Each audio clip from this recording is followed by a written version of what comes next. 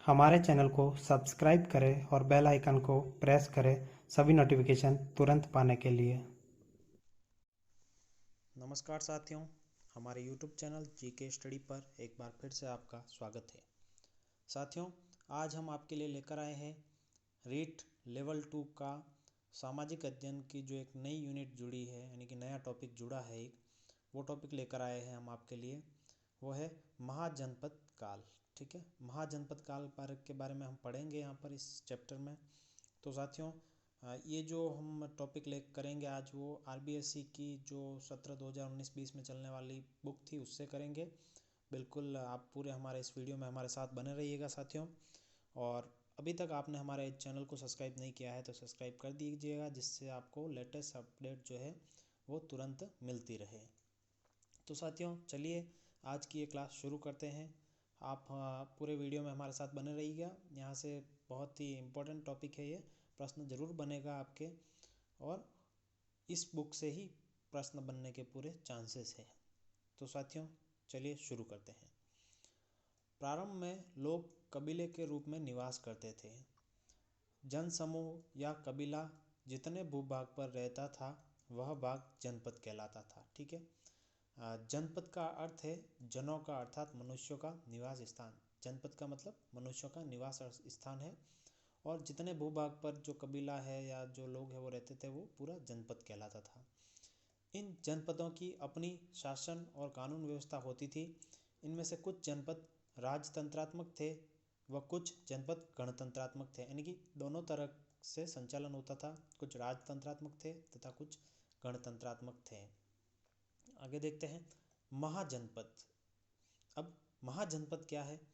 करीब 2500 साल पहले कुछ जनपद अधिक महत्वपूर्ण हो गए।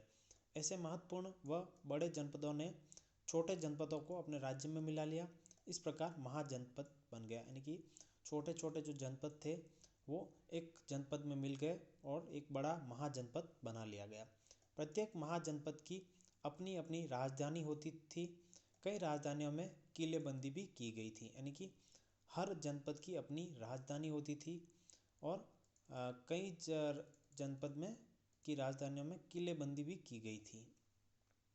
महाजनपद के शासक नियमित सेना रखते थे, यानी कि महाजनपद के जो शासक थे वो नियमित सेना रखते थे। चाहे युद्ध हो रहा है, लड़ाई हो रही है, नहीं हो रही है, तो भी सेना जरूर रहती थी। सिपाहियों को वेतन देकर पूरे साल रखा जाता था, और सिपाहियों को वेतन देते थे ये लोग, और पूरे वर्ष भर रखा जाता था। कुछ भुगतान संभवतः आहत सिक्कों के रूप में होता था। इन महाजनपद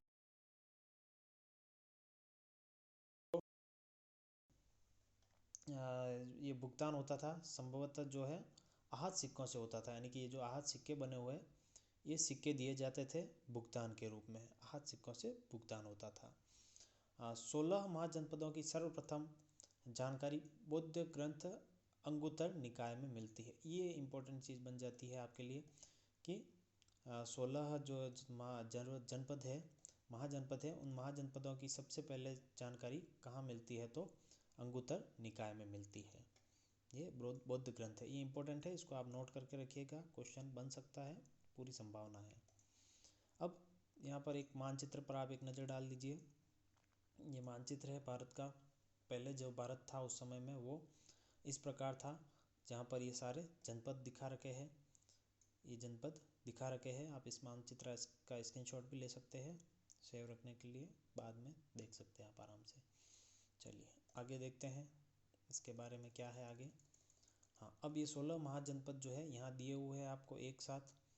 मैं आपको यही सलाह दूंगा कि आप इसका एक स्क्रीनशॉट ले लें, जिससे आप जब भी चाहे इसको पढ़ सकते हैं। अपन इसको एक एक करके देखते हैं। पहला है अंग, जिसकी राजधानी थी चंपा। ये बिहार के मुंगेर भागलपुर जिलों का क्षेत्र था। फिर दूसरा मगध, जिसकी राजधानी थी पाटलिपुत्र, और ये बिहार के गया और पटना जिले का क्षेत्र था। काफ़ी इम्पोर्टेंट है ये। फिर तीसरा काशी, इसकी राजधानी वाराणसी थी, और यह उत्तर प्रदेश के वर्तमान के वाराणसी और उसके आसपास का क्षेत्र था। फिर कौशल चौथा, और श्रावस्ती इसकी राजधानी थी। यह उत्तर प्रदेश के अवध के अयोध्या फैजाबाद का क्षेत्र था। पांचवा जो है वज्जी, जिसकी राजधानी थी वैशाली और गंगा नदी के उत्तर में नेपाल की पहाड़ियों तक बिहार में वैशाली का क्षेत्र था। फिर छठा है मल्ल, जिसकी कुशीनारा पावा जो है राजधानी थी। बिहार के पटना जिले के पास कुशीनगर एवं पावा क्षेत्र में फैला था एवं उत्तर प्रदेश के गोरखपुर एवं देवरिया जिले में था ये। फिर सातवां है चेदी, जिसकी शक्तिमती राजधानी थी। यह यमुना के किनारे बुंदेलखंड एवं झांसी का क्षेत्र था। फिर आठवां है वत्स, जिसकी कौशाम्बी राजधानी थी और उत्तर प्रदेश में इलाहाबाद का क्षेत्र था। फिर कुरु, जिसकी इंद्रप्रस्थ राजधानी थी, यह दिल्ली, मेरठ और गाजियाबाद के आसपास का क्षेत्र था। फिर पांचाल, जिसकी अहिच्छत्र कौंपिल्य राजधानी थी और गंगा यमुना के मध्य में रुहेलखंड, रायपुर, बरेली, बदायूं एवं फर्रुखाबाद जिले में फैला हुआ था ये। फिर 11वां था मत्स्य, जिसकी राजधानी थी विराटनगर। यह राजस्थान का जयपुर, भरतपुर और अलवर का क्षेत्र था, यानी कि राजस्थान में ये था एक तो मत्स्य, ठीक है। फिर सूरसेन, जिसकी राजधानी मथुरा थी, यह उत्तर प्रदेश के मथुरा, वृंदावन और आसपास के क्षेत्र में था।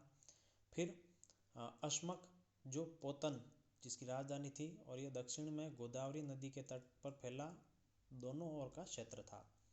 फिर 14 अवंती, जिसकी राजधानी थी उज्जैनी, महिषमती, ठीक है, ये मध्य प्रदेश के उज्जैन एवं नर्मदा घाटी का क्षेत्र था। और फिर था 15वां कम्बोज, जो रायपुर, जम्मू कश्मीर, अफगानिस्तान एवं पाकिस्तान तक फैला था।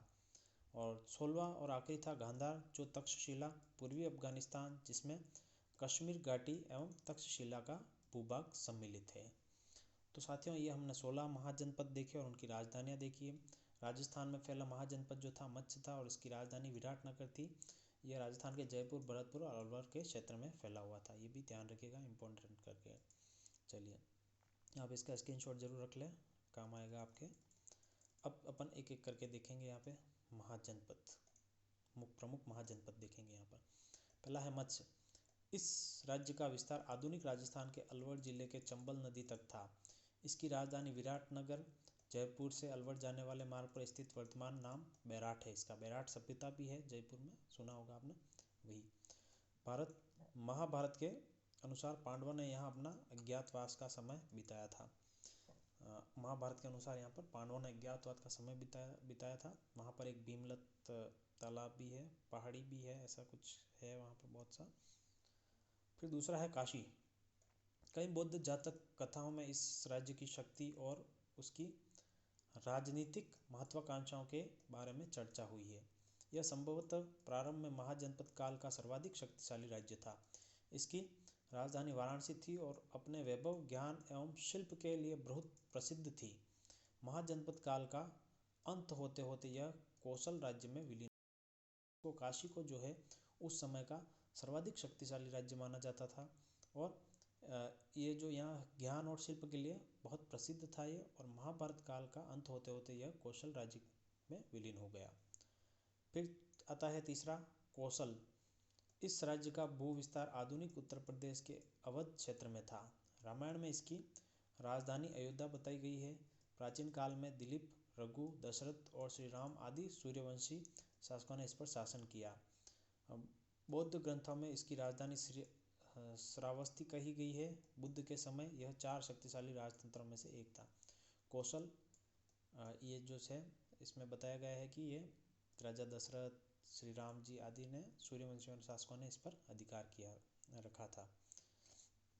चलिए, इम्पोर्टेंट है ये सब, आपको याद रखने हैं। फिर चौथा देखते हैं अपन अंग। यह राज्य मगध के पश्चिम में स्थित था। इसमें आधुनिक बिहार के मुंगेर और भागलपुर जिले सम्मिलित थे। मगध व अंग राज्यों के बीच चंपा नदी बहती थी। चंपा इसकी राजधानी का भी नाम था। यह उस काल के व्यापार एवं सभ्यता का प्रसिद्ध केंद्र था। अंग और मगध के मध्य निरंतर संघर्ष हुआ करते थे। अंत में यह मगध में विलीन हो गया। यानी कि अंग जो है यह राज्य मगध के पश्चिम में स्थित था और मगध और इस अंग के बीच में काफ़ी संघर्ष होते रहते थे और अंत में जो है मगध के अंदर विलीन हो गया। और यह उस काल में व्यापार व सभ्यता का प्रसिद्ध केंद्र भी था, ध्यान रखिएगा। और चंपा नदी बहती है, मगध व अंग राज्यों के बीच चंपा नदी बहती है, ध्यान रखना है, प्रश्न कहीं से भी बन सकता है। अब मगध। इस राज्य का अधिक क्षेत्र मोटे तौर पर आधुनिक बिहार के पटना और गया जिलों में भूप्रदेश पर था। इसकी प्राचीनतम राजधानी गिरिव्रज थी। बाद में राजगृह व पाटलिपुत्र राजधानी बनी। प्रारंभ में यह एक छोटा राज्य था, पर इसकी शक्ति में निरंतर विकास होता गया। बुद्ध के काल में यह 4 शक्तिशाली राजतंत्रों में से एक था। बुद्ध के काल में यह 4 शक्तिशाली राजतंत्रों में से एक था, ध्यान रखिएगा। फिर छठा, वज्जी। यह राज्य गंगा नदी के उत्तर में नेपाल की पहाड़ियों तक विस्तृत था। पश्चिम में गंडक नदी इसकी सीमा बनाती थी और पूर्व में संभवतः इसका विस्तार कोसी और महानंदा नदियों के तटवर्ती जंगलों तक था। यह एक संघात्मक गणराज्य था जो 8 कुलों से बना था। इसकी राजधानी वैशाली थी। बुद्ध और महावीर के काल में यह एक अत्यंत शक्तिशाली गणराज्य था। बाद में मगध के शासक ने इसे अपने राज्य का एक प्रदेश बना दिया। तो वज्जी जो है यह भी एक ध्यान रखिएगा, एक संघात्मक गणराज्य था पहली बात तो, और ये भी एक शक्तिशाली था। लेकिन इसे बाद में मगध के शासक ने अपने राज्य के एक प्रदेश बना दिया। अपन धीरे धीरे इस महाजनपदों में देखेंगे कि मगध जो है एक शक्तिशाली राज्य है और ये धीरे धीरे दूसरों को भी अपने अंडर में लेता रहेगा। चलिए आगे देखते हैं। मल्ल, 7वां है मल्ल। यह भी एक गणराज्य था। यह 2 भागों में बटा हुआ था। एक की राजधानी कुशीनारा वर्तमान उत्तर प्रदेश के देवरिया जिले में आधुनिक कुशीनगर और दूसरे की पावा थी। मल्ल लोग अपने साहस तथा युद्ध प्रियता के लिए विख्यात थे। मल्ल राज्य अंततः मगध द्वारा जीत लिया गया। देखिए मैंने बताया जैसा कि मगध जो है धीरे धीरे सबको जीतता रहता है, क्योंकि मगध में काफ़ी शक्तिशाली शासक हुए हैं, तो वो धीरे धीरे इनको जीतते रहेंगे। फिर है चेदी। यह राज्य आधुनिक बुंदेलखंड के पश्चिम भाग में स्थित था। इसकी राजधानी शक्तिमती थी, जिसे बौद्ध साक्ष्य में सौत्थवती कहा गया है। चेदी लोगों को उल्लेख ऋग्वेद में भी मिलता है। महाभारत में यह के राजा शिशुपाल का उल्लेख है, जिसके शासनकाल में इस राज्य ने बहुत उन्नति की। इसी समय इस वंश की एक शाखा कलिंग में स्थापित हुई। फिर 9वां है वत्स। यह राज्य गंगा नदी के दक्षिण में और काशी व कौशल के पश्चिम में स्थित था और इसकी राजधानी कौशाम्बी थी, जो व्यापार का एक प्रसिद्ध केंद्र थी। कौशाम्बी इलाहाबाद से लगभग 48 किमी की दूरी पर है। बुद्ध के समय यहाँ का राजा उदयन था, जो बड़ा शक्तिशाली व पराक्रमी था। उसकी मृत्यु के बाद मगध ने इस राज्य को हड़प लिया। वत्स का राज्य भी बुद्ध के समय 4 प्रमुख राजतंत्रों में से एक था। फिर 10वां है कुरु। इस राज्य में आधुनिक दिल्ली के आसपास के प्रदेश थे। इसकी राजधानी इंद्रप्रस्थ थी, जिसकी स्मृति आज भी दिल्ली के निकट इंद्रप्रस्थ गांव में सुरक्षित मिलती है। यह महाभारत काल का एक प्रसिद्ध राज्य था। हस्तिनापुर इस राज्य का एक अन्य प्रसिद्ध नगर था। हस्तिनापुर जो है कुरु का अन्य प्रसिद्ध नगर था, यानी हस्तिनापुर वही महाभारत वाला, ध्यान रखिएगा। फिर आगे देखते हैं हम पांचाल। पांचाल इस महाजनपद का विस्तार आधुनिक बदायूं और फर्रुखाबाद के जिले रोहिलखंड और मध्य दोआब में था। यह 2 भागों में विभक्त था, उत्तरी पांचाल और दक्षिणी पांचाल। इसकी उत्तरी पांचाल की राजधानी अहिछत्र और दक्षिण पांचाल की राजधानी कापिल्य थी। यहाँ गणतंत्रीय व्यवस्था कायम थी। ठीक है। फिर आगे है 12वां सूरसेन। 12वां है सूरसेन। इस जनपद की राजधानी मथुरा थी। महाभारत तथा पुराण में यहाँ के राजवंशों को यदु अथवा यादव कहा गया है। इसी राजवंश की यादव शाखा में श्री कृष्ण उत्पन्न हुए थे, ध्यान रखिएगा। फिर 13वां है अश्मक। यह राज्य दक्षिण में गोदावरी नदी के तट पर स्थित था। इसकी राजधानी पोतली अथवा पोदन थी। बाद में अवंती ने इसे अपने राज्य में मिला लिया। फिर 14 अवंती। इस राज्य के अंतर्गत वर्तमान उज्जैन का भूप्रदेश तथा नर्मदा घाटी का कुछ भाग आता था। यह राज्य भी 2 भागों में बटा था। उत्तरी भाग की राजधानी उज्जैन थी और दक्षिणी भाग की राजधानी महिष्मती थी। बुद्धकालीन 4 शक्तिशाली राजतंत्रों में से एक यह भी था। बाद में यह मगध राज्य में सम्मिलित हो गया, यानी धीरे धीरे सारे जो है मगध राज्य में सम्मिलित होते जाते हैं, क्योंकि सम्राट अशोक है, चंद्रगुप्त मौर्य है, बिंदुसार है, इन्होंने एक पूरा जो है पूरे भारत को जीत लिया था लगभग देखा जाए तो सारे जो छोटे छोटे ये सारे जो जनपद महाजनपद थे वो उसमें सम्मिलित हो गए थे उस समय। फिर 15वां है गांधार। यह राज्य वर्तमान पाकिस्तान के पेशावर तथा रावलपिंडी के जिले पूर्वी अफगानिस्तान में स्थित था। इस राज्य में कश्मीर घाटी तथा प्राचीन तक्षशिला का भूप्रदेश भी आता था। इसकी राजधानी तक्षशिला थी। तक्षशिला का विश्वविद्यालय उस समय शिक्षा का प्रसिद्ध केंद्र था।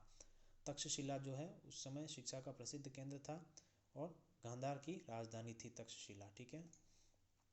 फिर आता है कंबोज 16। इसका उल्लेख सदैव गांधार के साथ हुआ है, अतः यह महाजनपद गांधार राज्य से सटे हुए भारत के पश्चिमोत्तर भाग यानी कि कश्मीर का उत्तरी भाग, पामीर तथा बदख्खा के प्रदेश में स्थित रहा होगा। राजपुर और द्वारका इस राज्य के दो प्रमुख नगर थे। यह पहले एक राजतंत्र था किंतु बाद में गणतंत्र बन गया। तो ये पहले राजतंत्र था और बाद में गणतंत्र बना, याद रखिएगा। तो चलिए साथ, ये तो हमने देख लिया 16 महाजनपद। आगे इनकी व्यवस्थाएं देखते हैं क्या थी, इनके बारे में और जानकारी देखते हैं। महाजनपदों की शासन व्यवस्था देखते हैं, क्या थी शासन व्यवस्था। महाजनपदों में राजतंत्रात्मक एवं गणतंत्रात्मक दोनों प्रकार की शासन व्यवस्था का प्रचलन था। दोनों में मुख्य अंतर यह था कि यहाँ राजतंत्रात्मक शासन में शासन की संपूर्ण शक्ति एवं व्यक्ति के हाथ में निहित होती थी, यानी कि ये जो व्यवस्था थी इसमें राजतंत्रात्मक शासन में क्या था, संपूर्ण शक्ति एक व्यक्ति के हाथ में यानी कि राजा के हाथ में, और वंशानुगत शासन होता था। वहीं गणतंत्र राज्यों में प्रशासन गण या समूह द्वारा संचालित होता था, जिसके प्रतिनिधि जनता से निर्वाचित होते थे। यानी कि आज भारत में जो शासन है वो गणतंत्रात्मक है और राजा जो करते हैं वो राजतंत्रात्मक होता है। तो दोनों प्रकार का होता था यहाँ पे। अब यहाँ पर क्या है, एक राजा होता था, राजा को संभवतः गणपति कहा जाता था। प्रश्न बनते हैं यहाँ से, ध्यान रखिएगा कि महाजनपद काल में राजा को क्या कहा जाता था, गणपति। कुछ महाजनपदों में उसे राजा भी कहते थे। वह निर्वाचित किया जाता था। राजा अपने राज्य में लोगों की भलाई के लिए कार्य करता था। फिर है मंत्रिपरिषद। यह परिषद गणपति को शासन चलाने में सलाह देती थी। शासन की सबसे महत्वपूर्ण इकाई मंत्रिपरिषद मानी जाती थी। इंपॉर्टेंट है, इसको इंपॉर्टेंट कर लीजिए। शासन की सबसे महत्वपूर्ण इकाई मंत्रिपरिषद है। फिर है परिषद। यह वर्तमान लोकसभा के समान होती थी। गणपति और मंत्रिपरिषद शासन के बारे में मंत्रिपरिषद को जानकारी देते थे। परिषद के सदस्यों का चुनाव जनता करती थी और यहीं पर गणपति और मंत्रिपरिषद के सदस्य बैठते थे। ठीक है, ये परिषद है और ये मंत्रिपरिषद, दोनों का डिफरेंस देख लेना। मंत्रिपरिषद काफ़ी इंपॉर्टेंट है, ये देख लेना। फिर सेना व पुलिस।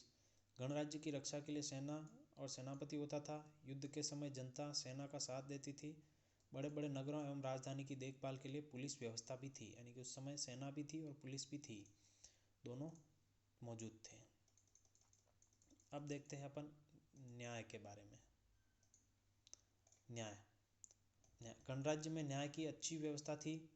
नीचे स्तर के न्यायालय द्वारा किसी को अपराधी घोषित किए जाने पर वह अपने से ऊपर के न्यायालय में भेजा जाता था तथा निर्दोष पाए जाने पर छोड़ दिया जाता था।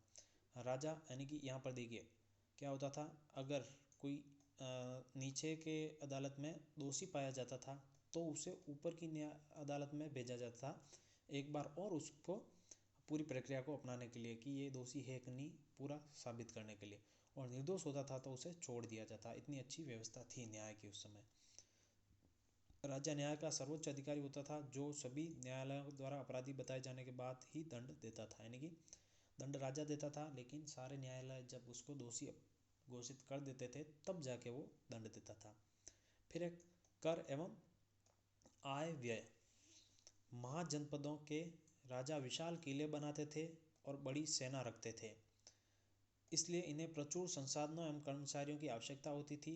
अतः महाजनपद के राजा लोगों द्वारा समय समय पर लाए गए उपहारों पर निर्भर न रहकर अब नियमित रूप से कर वसूलने लगे थे। यानी कि राजा बड़े बड़े काम करते थे, महंगे काम करते थे, इसके लिए उनको उपहार की बजाय कर लेना पड़ता था। यानी कि उपहार तो कोई इच्छा से देता, लेकिन कर जो है सबको देना पड़ता था, इसलिए कर चालू कर दिया था इन्होंने। फिर है कृषि, व्यापार और व्यवसाय से कर लिया जाता था।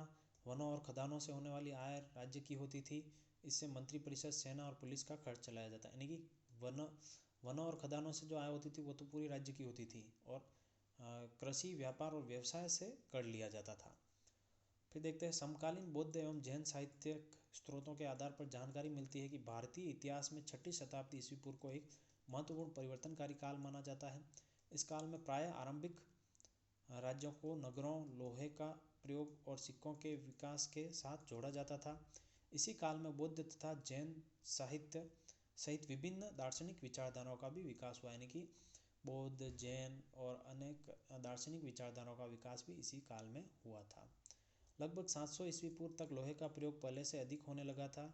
इससे बनाए जाने वाले औजारों से कृषि तथा अन्य उत्पादों के साधनों में प्रगति हुई। यही वह समय था जब गंगा और यमुना नदी के तट पर अनेक प्रमुख शहर बसे। इन शहरों में से इंद्रप्रस्थ, हस्तिनापुर, कौशाम्बी तथा बनारस आज भी प्रसिद्ध नगरों में गिने जाते हैं। यानी कि लगभग 700 वर्ष ईस्वी पूर्व की बात हो रही है, जब लोहे का प्रयोग पहले से अधिक होने लगा था और गंगा और यमुना नदी के किनारे पर बहुत से शहर बसे थे, तब की बात हो रही है, जिनमें से कुछ शहर आज भी प्रसिद्ध है। फिर आगे देखते हैं हम, गंगा नदी के आसपास इतने सारे शहर होने के का भी कारण था। गंगा नदी स्वयं ही एक महत्वपूर्ण व्यापारिक मार्ग थी और इसके द्वारा समुद्र तक पहुंचना भी संभव था। दूसरे, गंगा घाटी का जो इलाका था वहाँ पास में से ही लौह अयस्क काफ़ी मात्रा में मिलता था। इसका फ़ायदा उठाकर कुछ महाजनपदों ने अपना प्रभाव बहुत बढ़ाया। इनमें से एक मगध था। मगध इतना बड़ा हो गया कि उसके विस्तार को साम्राज्य का दर्जा दिया जाता है। यह कैसे हुआ और किस तरह हुआ, यह अगले अनुच्छेद में हम जानें। यानी कि गंगा नदी के किनारे जो ये बड़े बड़े शहर बसे हैं, इन शहरों के बसने का भी कारण है क्योंकि गंगा नदी जो है वो एक प्रमुख मार्ग थी उस समय व्यापार का। और दूसरा कि गंगा के आसपास के मैदानों में लोहा अयस्क जो है मिलता था, इस वजह से वहाँ पर बहुत बड़े बड़े जो है ये शहर बसे। और मगध जो महाजनपद है उसको तो साम्राज्य का दर्जा दिया गया, इतना बड़ा था, एक साम्राज्य कहा जाता है इसे। फिर देखते हैं मगध साम्राज्य का उद्देश्य। 6ठी शताब्दी ईस्वी पूर्व में भारत में 16 महाजनपद थे। इन 16 महाजनपदों में से मगध राजनीतिक, भौगोलिक और सामरिक दृष्टि से महत्वपूर्ण था, जो अन्य महाजनपदों को अपने में विलीन कर भारत के प्रथम विशाल साम्राज्य के रूप में विकसित हुआ। 6ठी से 4वीं शताब्दी ईस्वी पूर्व में लगभग 200 साल के भीतर मगध की बात हो रही है यहाँ पर, तो 200 साल के भीतर मगध आधुनिक 200 साल के आधुनिक बिहार सबसे शक्तिशाली और महत्वपूर्ण महाजनपद बन गया था। यानी कि मगध जो है वो 200 वर्ष के अंदर सबसे शक्तिशाली जो है महाजनपद बन गया था। अब मगध की महत्ता के कारण, तो मगध की महत्ता के कारण है, मगध के कुछ हिस्सों पर जंगल थे जहां हाथियों को पकड़ा जा सकता था। हाथी सेना के महत्वपूर्ण अंग थे। मगध चारों ओर से गंगा और सोन जैसी नदियों से घिरा हुआ था। ये नदियां जल यातायात, जल आपूर्ति तथा भूमि के उपजाऊ के लिए महत्वपूर्ण थी। मगध क्षेत्र में खेती की उपज अच्छी होती थी, आवागमन सस्ता और सुलभ होता था। फिर मगध में लोहे खनिज के भंडार थे जिनसे लोहा निकालकर मजबूत औजार और हथियारों का निर्माण किया जा सकता था। फिर मगध की प्रारंभिक राजधानी गिरिव्रज थी। पहाड़ियों के बीच बसा गिरिव्रज एक किलेबंद शहर था। बाद में मगध की राजधानी बनी। राजगृह एवं पाटलिपुत्र भी सामरिक दृष्टि से महत्वपूर्ण स्थानों पर स्थित थे। राजगृह 5 पर्वत श्रृंखलाओं से घिरा हुआ था जहाँ किसी भी शत्रु के लिए पहुंचना दुष्कर था। जो पाटलिपुत्र गंगा और सोन से आवृत थी। पर्याप्त साधनों के अभाव में इन्हें पाकर इन पर अधिकार करना सहज नहीं था। यानी कि मगध जो है उसके शक्तिशाली होने के ये सारे महत्वपूर्ण कारण है। फिर आगे देखते हैं हम मगध के बारे में और मगध साम्राज्य के उत्थान एवं समृद्धि में अजातशत्रु का बड़ा ही योगदान रहा। बाद में नंद वंश के शासकों ने देश के लिए एक विशाल सेना संगठित कर व्यवस्थित शासन प्रणाली को जन्म दिया। उन्होंने पाटलिपुत्र को समस्त उत्तरी भारत का राजनीतिक केंद्र बना दिया। अब पाटलिपुत्र शीघ्र ही न केवल राजनीतिक का वरन शिक्षा व संस्कृति का भी केंद्र बन गया था। नंद राजाओं ने माप तोल की नई प्रणाली भी चलाई। मगध साम्राज्य का इतना उत्थान हुआ कि लगभग 1000 वर्ष तक मगध एक साम्राज्य के रूप में महत्वपूर्ण बना रहा। इसी की नींव पर आगे चलकर मौर्य साम्राज्य की स्थापना हुई। यूनानी ग्रीक प्रमाणों में से भी जानकारी मिलती है कि नंद राजा का एक विस्तृत राज्य था जिसमें कहा गया है कि सिकंदर के समय में व्यास नदी के आगे की शक्तिशाली जातियां एक साम्राज्य के अधीन थी और उसकी राजधानी पाटलिपुत्र थी। नंदों के पास एक बहुत बड़ा कोष था, साथ ही एक विशाल सेना थी, जिससे भयभीत होकर सिकंदर की सेना ने व्यास नदी से आगे बढ़ने से इनकार कर दिया। ये देखिए, ये नंद वंश की सेना इतनी बड़ी थी कि उससे भयभीत होकर सिकंदर की सेना ने व्यास नदी से आगे बढ़ने से इनकार कर दिया था। नंद वंश के शासकों ने धन संचय करने की विशाल सेना को रखने के लिए अत्यधिक कर लगाए। फिर आगे देखते हैं। हाँ, करों का बोझ अधिक होने से प्रजा राजा को घृणा की दृष्टि से देखती थी। परिणाम स्वरूप असंतुष्ट वर्ग ने चंद्रगुप्त को अपना नेता बनाया, जिससे नंद वंश को समाप्त कर प्रसिद्ध मौर्य साम्राज्य की नींव डाली। यानी कि नंद वंश को चंद्रगुप्त राजा बना और नंद वंश की समाप्ति हो गई, मौर्य वंश की नींव डाली गई, यानी कि चंद्रगुप्त मौर्य वंश का पहला शासक बना। अब यहाँ पर आहत कुछ शब्दावली देख लेते हैं अपन, इस चैप्टर में आई है वो। आहत सिक्के जो है प्राचीन भारतीय मुद्रा है, और संचय जो है इकट्ठा करना है, और यूनानी जो है ग्रीक यूनान देश के निवासी कहलाते हैं। अब साथियों, ये हमारे महाजनपद काल का जो टॉपिक है वो पूरा हो जाता है। महाजनपद काल का प्रश्न, मुझे पूरी उम्मीद है कि इस टॉपिक से बाहर नहीं जाएगा। इसको आप अच्छे से पढ़ लिए, यहीं से प्रश्न आएंगे। कुछ ये प्रश्न है जो आपके सामने रख रहा हूँ, आप इनको कुछ आंसर देने की कोशिश कीजिएगा कमेंट बॉक्स में। तो साथियों, आपको वीडियो पसंद आया हो तो वीडियो को लाइक कीजिएगा, सभी साथियों के साथ शेयर कीजिएगा, और हमारे चैनल को जरूर सब्सक्राइब कर दीजिएगा। चलिए साथियों, मिलते हैं नेक्स्ट वीडियो में किसी नए टॉपिक के साथ। तब तक के लिए बाय साथियों।